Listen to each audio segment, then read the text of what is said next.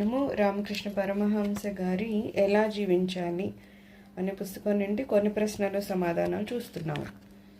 అందులో స్వామి సంసారం మిథ్యమేనా అని చెప్పి ఒక భక్తుడు అడుగుతున్నాడంట.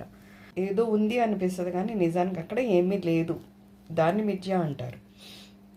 ఉందా అంటే ఉంది అనిపిస్తుంది కానీ లేదు. ఎలా అంటే ఇప్పుడు మనకి ఎప్పుడు ఏం చెప్తున్నారు, ఇక్కడ ఈ ప్రపంచం ఏదైతే మనకు కనబడుతుందో లేదు. కనీసం మన శరీరం, మన సంసారం, మన బంధనాలు, ఎవరెవరితో ఏవో బంధాలు ఉన్నాయి, ఇవన్నీ శాశ్వతం కాదు, అవి అసలు నిజానికి లేనే లేవు, ఈ రకంగా చెప్తున్నారు కదా.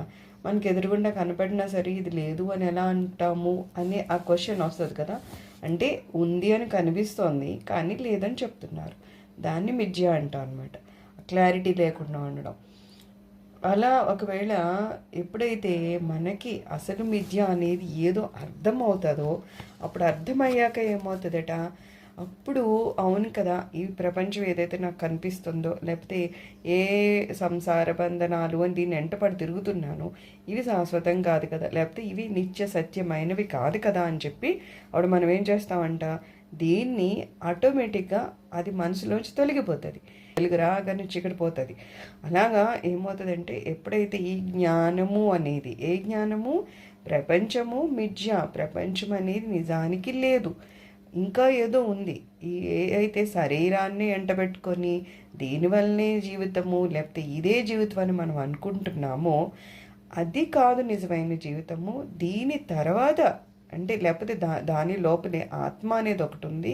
ఈ శరీరంతో సంబంధం లేకుండా, శరీరం ఉన్నా లేకపోయినా ఆత్మ అనేది ప్రయాణిస్తుంది. ఆత్మతోనే మనం ఏదైతే మంచి చెడులు చేస్తామో, పాపుణ్యాలు చేస్తామో అది కనెక్ట్ అయ్యి అది మళ్ళా వేరే వేరే యోనిలోకి వెళ్ళాలా, లేదు మళ్ళా జన్మ అనేది లేకుండా ఈ జన్మన్న చక్రం నుంచి బయటపడుతుందా. ఎప్పుడైతే ఇలాంటి జ్ఞానం వస్తుందో, వచ్చి రాగానే ఫస్ట్ ఒక జ్ఞాని ఏం చేస్తాడు, సంసార బంధనాన్ని వదిలేస్తాడు. ఆ తర్వాత చూడు వాళ్ళు ఇంకా జ్ఞానేంద్రియాలకి ప్రిఫరెన్స్ ఇవ్వడం మానేస్తారు. ఇది తినాలి, తాగాలి, చూడాలి, ఇది ఉండాలి, ఇలాగ వాళ్ళకి ఎందుకు ఉండదంటే ఆటోమేటిక్గా వాళ్ళలో జరుగుతుంది. బలవంతంగా సర్లే ఇలా చెప్పారు కాబట్టి నేను మంచి చీర కట్టుకోను, లేకపోతే మంచి తిండి తిన్నాను అని బలవంతంగా చెయ్యరు.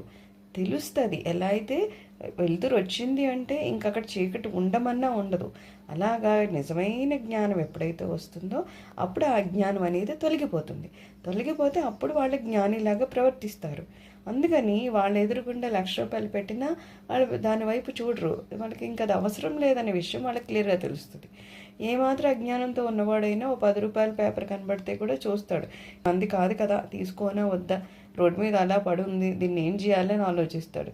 కానీ వాళ్ళ దగ్గర ₹1,00,000 పెట్టినా వాళ్ళకి ఎటువంటి ప్రిఫరెన్స్ అనిపించదు.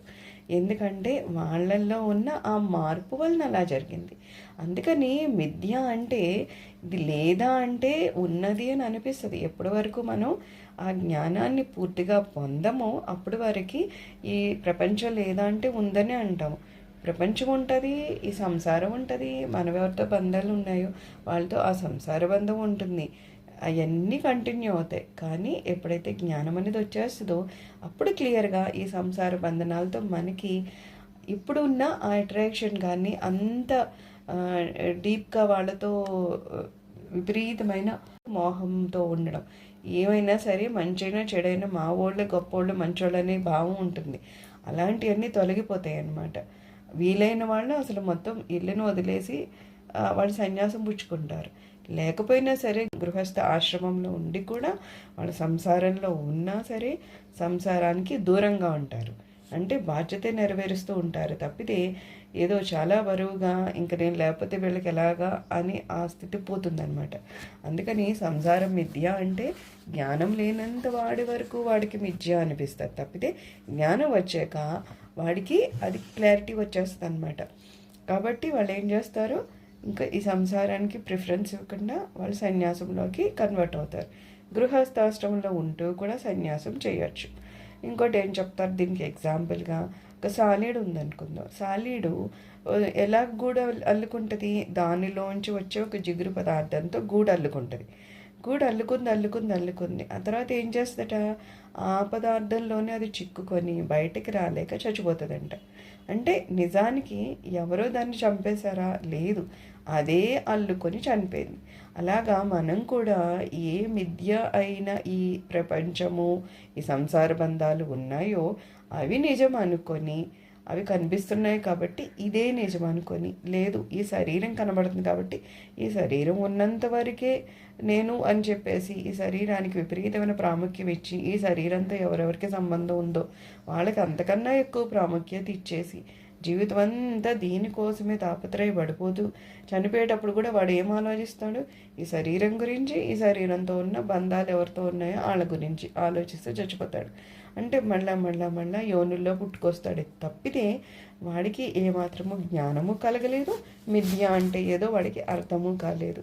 అలాంటప్పుడు ఏమవుతుంది, జన్మలు వెళ్ళిపోతూ ఉంటాయి, ఈ వేరే వేరే యోనుల్లోకి వెళ్తూ ఉంటామే తప్పితే దానికన్నా మనం సాధించేది ఏది ఉండదన్నమాట.